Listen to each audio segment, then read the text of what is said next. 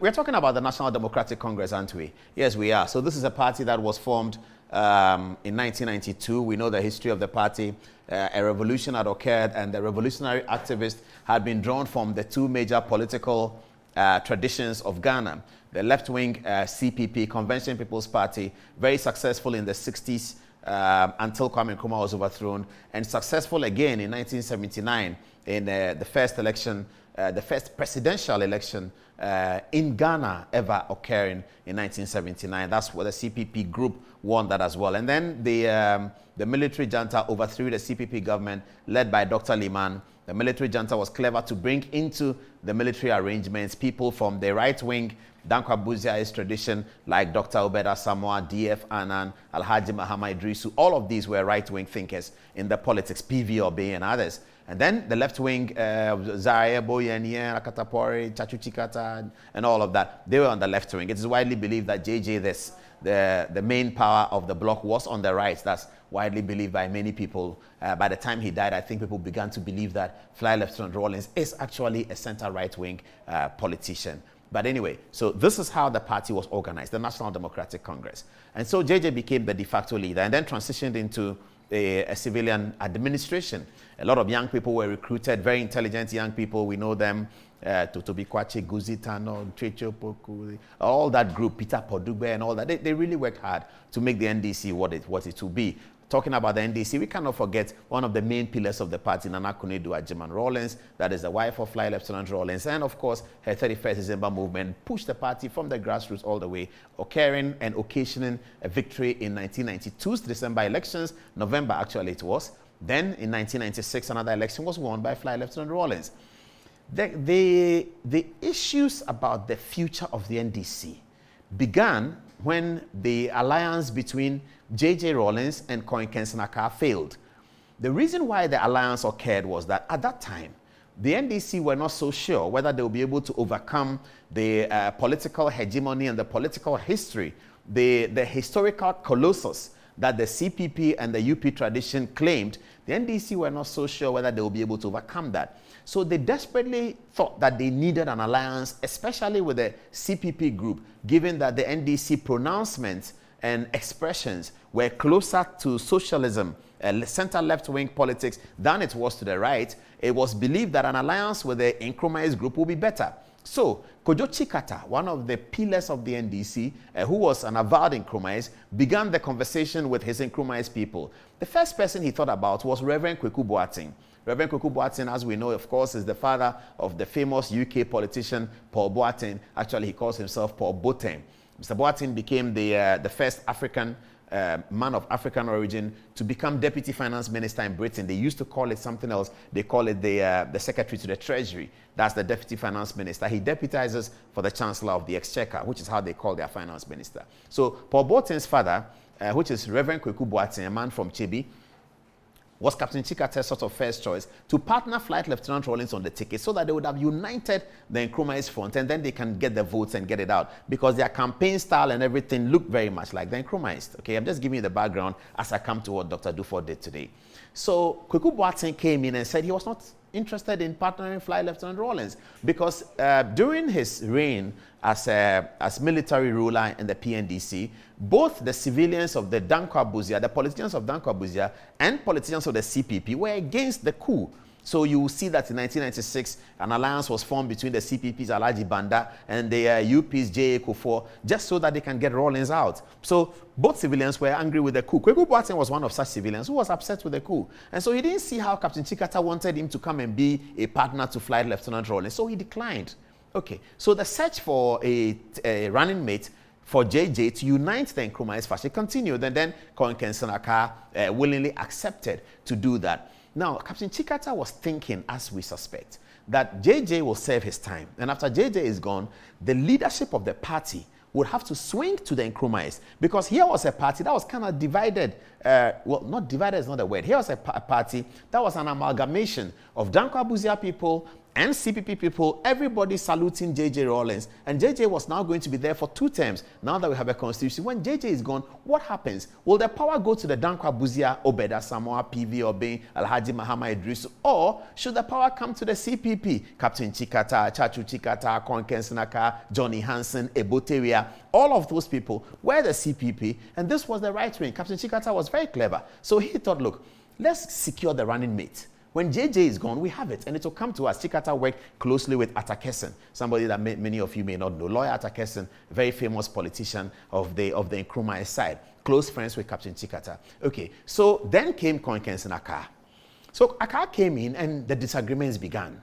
So Akar was kicked out. At the time Akar was kicked out, there was a concern that we needed to replace Akar with another CPP person, because if they allowed the UP guys to come in onto the ticket, and there were ideas were mooted around that time that what about PV Obey as running mates, what about Kusiboche, and it was coming from their side, the right people, the right wing. They were pushing that agenda. Chikata stopped it. Okay, and then they organized the Ahois and Totobi, who had now become important, also lean into the Nkrumah side. The Ahois in particular lean into the Nkrumah side. Totobi people will say he's both ways because his father was said to be a right-wing politician, but the Ahois were in control. They brought Professor Mills. Who is Professor Mills? Professor Mills is a graduate of the Winneba School of Ideology.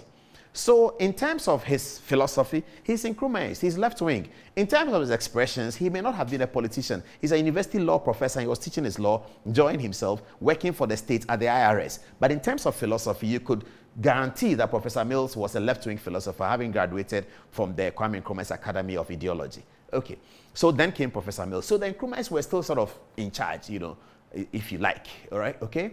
All right, let's move on the story. Then after J.J. Rawlings, Professor Mills then emerges to be the leader. Okay, what happened, which has not really been resolved, and which is why we have this leadership issues of NDC every now and then, is that a certain group of people were being prepared to take over from Rawlings. They had been prepared throughout the 80s because Captain Chikata and Justice Annan, so Chikata is left, Justice Annan is the leader of the right-wing group in the NDC. Justice Annan is the leader of the MPP group in the NDC. Captain Chikata is the leader of the CPP group in the NDC. So that's the NDC. MPP is there, CPP is there, and I've named some of them. So DF Annan, who is the MPP in the NDC, and Captain Chikata now look at the situation and decided, okay, why not? Let's get some young people and prepare them to take over, because we are naturally going to roll into a constitutional arrangement. JJ is going to do 2 terms and he'll be out. Let's get a group. This group of people were prepared. The important person in the group was a man called Augustus Obuadum Guzi Tano. Now, Guzi was given so many opportunities. He sat for Ghana, the United Nations when he was in his early 30s, sent him here. And that's how the socialists groomed their people. The Fidel Castros of this world and the Che Guevaras of this, they actually groomed the people.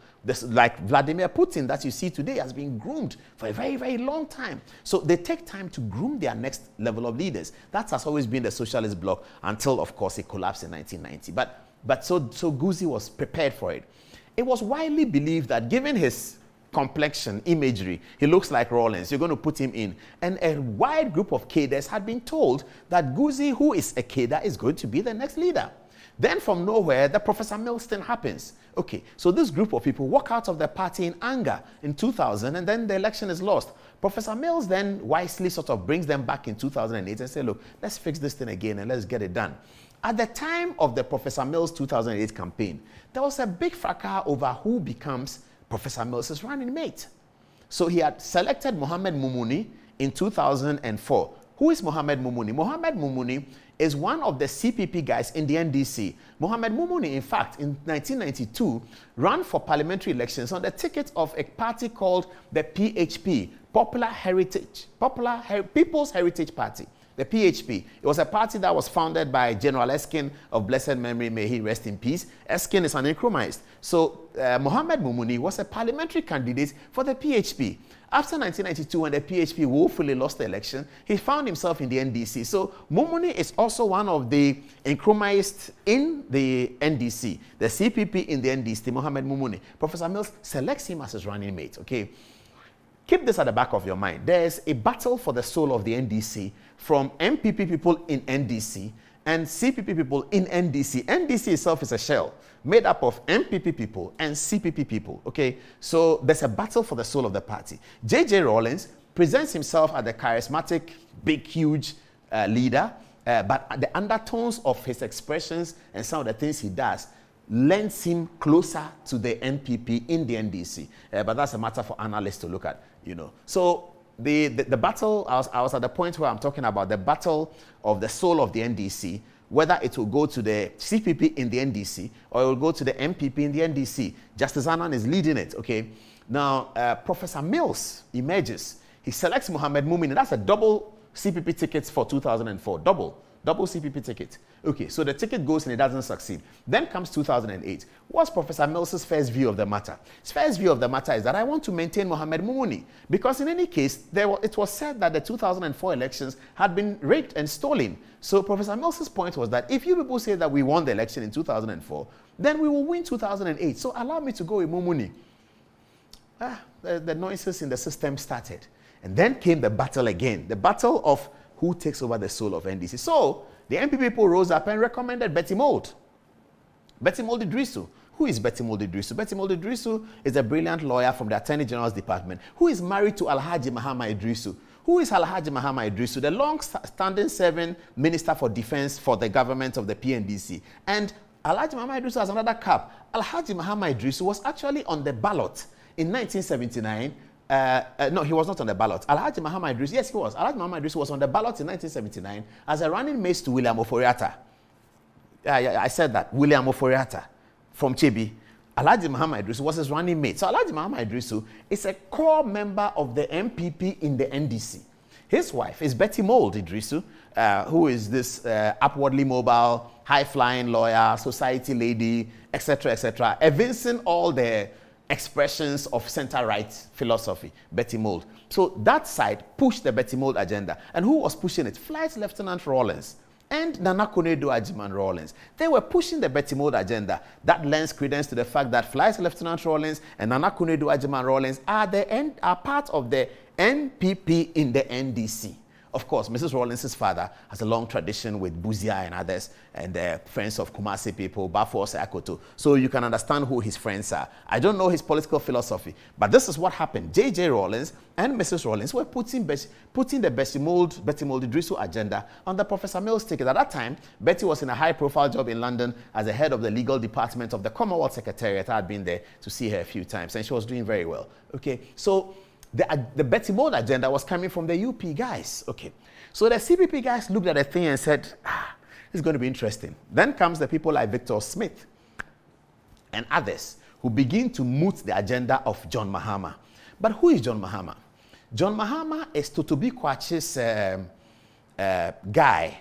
A guy Totobi Kwache brought into the politics. He was doing his brilliant job at the Japanese embassy. He was brought into politics. Nice guy, speaks very well.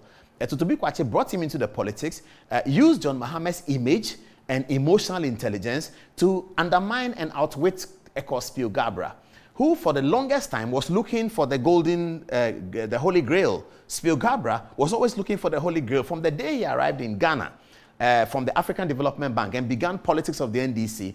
Ekos Gabra is a leadership material, obviously, so he had been looking at the Holy Grail for a long time. When he became Minister for Communication at the time, coming from America as ambassador and achieving the single thing that no Ghanaian ambassador had achieved, to bring an American president to Ghana. Until Gabra brought Bill Clinton, no U.S. sitting president had visited Ghana on official visit. Gabra was able to achieve that. Bill Clinton was a very popular leader across the world, not just simply an American president, a particularly popular one because he was one of the youngest at the time. So everybody saw Clinton as the new Kennedy. And Kennedy had died in 1964. We know that one of the most popular presidents of the United States had died. And America had waited since 1964 till 1992 to find a new Kennedy in the same Democratic Party. And that was Bill Clinton. So Clinton was a bomb. He was like Barack Obama. And Gabra managed to get Clinton on an official state visit. Clinton is the only one who would do an official state visit to Ghana for hours because he was that busy and he was that popular and he was that sought after. Gabra achieved that. From that day, Gabra had his eyes fixed on the Holy Grail because everyone knew that JJ was doing 2 terms and Gabra was a JJ favorite. So he returned to Ghana after the ambassador as Minister for Communication, and Spew was leading the charge. He opened up the castle to journalists to observe on the sidelines cabinet meetings and was briefing them in cabinet. Spew was everywhere. Totobi and Co didn't like Spew. Yeah, we know that. So John Mahama's emotional intelligence, manner of speaking, ability to endear himself to the opposition is what was used as the ingredients for Mr. Kwachi to outweigh Spio Garba, get him out. So one day Spio Garba is gone and John Mahama becomes the Minister for Communication. And John Mahama continues to speak well into the year 2000. So I'm back on 2008 now. They're looking for running mate for Professor Mills. MPP and NDC wants Betty Moule to be the running mate so that they can take control of the future of the party after Professor Mills is gone. Or if Professor Mills doesn't win, Betty Moule comes up. Then Totobi Kwachi and his people find John Mahama. And then they bring John Mahama in there. Spio Garba is senior to John Mahama, by the way. But John Mahama comes in and the election is won. There is still a debate within NDC. How was the 2008 elections won? Apostles of John Mahama believe that it was the addition of John Mahama that gave Mills the victory. Those who are on the other side with Mills believe that it wasn't them. As we speak today, the forces behind John Mahama and the forces behind Professor Mills are not united. No one understands that, but John Mahama was Mills's running mate. Then he was Mills's vice president. It is reported that during the period of the first 3-4 years of the administration of Mills, there was a lot of rift between John Mahama and some of the Mills people. Not directly between the two of them, president and vice, no, but there was a lot of rift between the John Mahama people and the Mills people. There was fighting in the Jubilee House all the time. We know the story about Koko Anyidoho's interaction with the vice president. We know all that. On the night when Professor Mills died and John Mahama was being sworn in, I was in the chamber, and all of these stories were coming out about how there had been a bit of conflict because word was around in the Chamber of Parliament that what are the Mills people going to do after today? And I was wondering, because this is the same NDC still in power. What do they mean by what are the Mills people going to do? Are the Mills people not still in power? Anyway, John Mahama was clever. He selected as his running mate one of the key people of Professor Mills, Pakwesi Emisata. And Spio Garba gave me an interview when he said that when Emisata was selected as a running mate, he was not surprised. Because it was something being done for Mills. That Emisata was actually particularly close to Mills. Because his PO said, after Mills had lost the 2001 election, he went abroad and came back and called him and said he wanted to see him urgently to discuss the future of the NDC. And he wanted to go to Professor Mills's house. But Professor Mills said, meet me in Pakwesi Emisata's house. And that's how he got to know that Pakwesi Emisata must be a very important person to Professor Mills. So John Mahama was clever. He selected Pakwesi Emisata, so he was able to calm down some of the Mills people. But again, as the government of John Mahama from 2013 rolled on, we know that relationship between him and Pakwesi Emisata went from bad to worse to worse to worse, especially among their people. Especially so among their people. It went from bad to worse to worse to worse. So by the time John Mahama ended, he had lost the Mills people again because Pakwesi must have reported to them that something was going wrong. Okay. All right. So that's the point where the election was lost and they are in opposition. Professor Mills dies. Some people begin to moot an idea that why don't you get John Mahama to be challenged? And some people think, no, you can't do that. John Mahama was clever. He has Pakwesi Emisata as running mate. He has Fly Lieutenant Rawlings on his side. So the argument that John Mahama should be challenged in the Congress is then thrown overboard. Kwabena Duffour and Asidun Ketia and co-organize the Congress. And John Mahama is the overwhelming endorsed candidate for the 2012 election.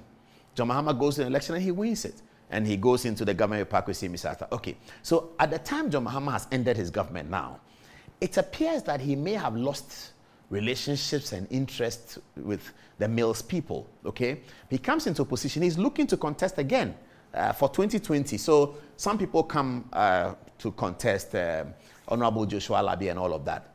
But John Mahama is able to build an important relationship in 2020 with Dr. Kwabena Duffour, who was a key and principal supporter of John Mahama's campaign in 2020. Resourcefulness-wise is what I'm saying. It appears that something may have gone wrong in that equation. In the conversation about who becomes the running mate to President Mahama in 2020, something definitely went wrong between the people who are with John Mahama and the people who were speaking to Dr. Duffour. Dr. Duffour is a respected member of the party, very well respected. It is believed that he's able to make things happen. And he had been suggested as the running mate to John Mahama by no less a person than Fly Lieutenant Rawlings, who was still alive at the time. It appeared that John Mahama had taken in the advice, but he really didn't act on it, in spite of everything that was said. That has not been repaired, and that's why we put in our flyer that why did President Mahama allow this to go up to this level? It appears that the gap, the question, the deficit in the relationship is that Dr. Duffour had been told that he would be running mate on the ticket. In furtherance of that, he had gone out of his way to do quite a bit. Dr. Duffour was not desperate from his people. He was not desperate to be on the ticket, no. But they just feel that because of what happened, it was useful for President Mahama, after the election, to come back to Dr. Duffour and say something. Apparently, that has not happened. This is the crux of the matter, that President Mahama has not been able to manage the Dr. Duffour part very, very well. Okay, this is all our research work, and you can deal with it and respond to us the way you want to respond. Okay, now President Mahama then came out without informing people like Dr. Duffour and other people, and named Professor Jane Nana Opoku-Agyeman as his running mate. That went around the party as it was discomforting for quite a few people in the party. But the elections was here, so they didn't say anything. They went to the elections. After the elections, all the voices began talking about, but why is Jane Nana Opoku-Agyeman our running mate? Not that they don't respect her, they do. She's a very high-profile woman, former vice chancellor of the University of Cape Coast. There's no doubt about that. But in terms of the future of the party, where does she stand? What does she represent? And if President Mahama is going to do one term, is this our next leader? How much roots has she got in the party? You can see Jane Nana Opoku-Agyeman's support is fostered mainly by Samuel Okudzeto Ablakwa. You won't see some of the old horses with Jane Nana Opoku-Agyeman. You see Samuel Okudzeto Ablakwa, who was Jane Nana Opoku-Agyeman's deputy at education, who seems to be very loyal and working for her. You don't see that coming from the roots of the party. So that's part of the concern. And this has been going on for a while. People then approach Dr. Duffour and say, look, Doc, you need to enter this race and then give people an alternative to John Mahama's leadership of the party, because those people think that the leadership of John Mahama may not help the party. That's what they think. And so they go to Dr. Duffour. Dr. Duffour then thinks and says that, well, I don't just want to do politics for politics' sake. What is the state of our party today? Why have we lost election 2016 and lost election 2020? What is the understanding of the grassroots? And he said to himself that he's thinking about something. This is the report we got. He's thinking about something. If he's able to get something to show, then he will consider the race. And so they go about, that's where this Ahotor project is coming from. Because Dr. Duffour thinks that I don't have to enter the race and just say I have come to be a flag bearer of the party. What is the state of the party? How do I see the party? How am I supporting the party to be able to rise up and challenge the humongous elephant in the Jubilee House? And that's the point he was making today in his expressions. That's what happened. So then Dr. Duffour comes in, and of course, President Mahama's people are not happy. They think that Dr. Duffour is coming to waste his time. He's coming to derail the efforts of the party. John Mahama is the leader. He nearly won 2020. He will win 2024. Let's just go and win it and stop this. So that's the analysis from those who don't, the John Mahama people. They think John Mahama is ready for presidency. He's going to win the election. And so why are you going to challenge him? But the other people are saying that if you lose the election by 1, you've lost it. And so we should be careful not to take John Mahama, who has a few negatives, take him to 2024, and we come out and say that, oh, we nearly won. You lose it as a winner takes all, you lose all. You lose by 1, you lose all. Akufo-Addo lost by 24,000, Professor Mills, he lost all. So that's what they are saying, that this 500,000, 1 million became 500,000, people are excited by it. We go next time, 500,000 has become 270,000, and we have still lost. And our opponents get 50.1, they've won the election. That we came close is meaningless. So that's the argument going on. And Dr. Duffour then comes up and discusses a Ahotor project. He goes through all kinds of things, and today it was launched. It was launched with division between Johnson Asiedu-Nketia and Samuel Ofosu-Ampofo. I'll show you their videos in a minute, and then you understand. First, let's look at the photographs from the event. So here's Dr. Duffour in the center. John, he's always makes his face like he's frightening somebody. I don't know why he does that. But that's John in your shorts, in the brown shirt, sitting next to Dr. Duffour. And Dr. Duffour is actually sitting next to Johnson Asiedu-Nketia, who is said to be a principal supporter of the... Okay, so you get the photograph better here. Okay, so please give me a close-up of the facial expressions. And then you kind of see what I'm talking about. So the guy in blue shirt sitting behind Johnson, Samuel Ofosu-Ampofo, I don't know whether it's his bodyguard. But you see his face. He's not happy at all. Oh. He's not happy. Samuel Ofosu-Ampofo himself seems to be pondering about something. Look at his face closely. It looks like, no, Ofosu-Ampofo is not in your shot. You have to, yes, Ofosu-Ampofo was not in your shot. So This is Ofosu Ampofo after the lady, to the right-hand side of the lady, similarly dressed, attired as Johnson Asiedu Nketia. Look at his face closely. He's not happy about something. Okay, now put Johnson Asiedu Nketia on. Now give me the close-up. Give me that close-up. So you see Johnson Asiedu Nketia now. He also seems to be pondering about something. Then Dr. Duffour and then Yaboatinjan. Let's move to the next photograph. Okay, so that's the next photograph. The same. So I picked up these same photographs so that you can sort of see the body language and the kind of tension that is operating between Johnson Asiedu Nketia and Ofosu Ampofo. This is Dr. Duffour speaking. Resplendently turned out in a white top, looking as young as he can get. Very tall, elegant, and respectable Dr. Kwabena Duffour giving his speech at the event. Here is Dr. Duffour again. We'll show you a bit of the video of what he said. I believe this is Frisbafor and Kofi Ato. As the picture extends to the left-hand side of the lady, that's Frisbafor. You can see his face. That's Kofi Ato, and then there's a gentleman in between them whose name I don't know. Look at the facial expression of these people very closely. Here is Dr. Duffour, Samuel Ofosu Ampofo. Asiedu Nketia, I believe, is smiling over here. I think they were urging, leading Duffour to the podium to speak. Samuel Ofosu Ampofo has a neutral face over there. Okay. And then this is the same photograph here. The security man is very tall, isn't he? Johnson Asiedu Nketia is speaking. We'll show you in video what he said over there. But that's the caption behind you. Young women with their babies. And this Ahotor project is going to give them something of choice. This is Samuel Ofosu Ampofo speaking. Okay, so this is what Johnson Asiedu Nketia said. Let's look at it and do some content analysis of it. He said, the Ahotor project is the first of its kind since our party NDC was established. So Johnson Asiedu Nketia's first sentence is that this has never happened. It's a novelty. Nobody has done a Ahotor project since our party was established. Very strong points for Dr. Duffour in there. Let's continue. He says, it is essential that we work closely with Dr. Duffour to structure this project such that it forms a vital part of the NDC's developmental framework. Wow. Okay, let's do some further content analysis of it. Asiedu Nketia says about the project as a first, it's novel, never happened before. Dr. Duffour is the one who brought it. Okay. Then he says that in managing the project, we, as NDC, we should work closely with Dr. Duffour only. He said Dr. Duffour and John Mahama and Dr. Duffour and somebody. He said we should work with Dr. Duffour to structure this project such that it forms a vital part of the NDC's developmental framework. So, Johnson Asiedu Nketia's expressions at the event presents Dr. Duffour as a savior. That's the content analysis. Dr. Asiedu Nketia here is presenting Duffour as a savior of the party. Remember and have at the back of your mind, Duffour is presenting a challenge to John Dramani Mahama. Johnson Asiedu Nketia, the General Secretary, presents Duffour as a savior of the party without any mention of John Mahama or any mention of election 2024. Let's check out what Ofosu Ampofo said. Another content analysis. And then you see the dichotomy between the two.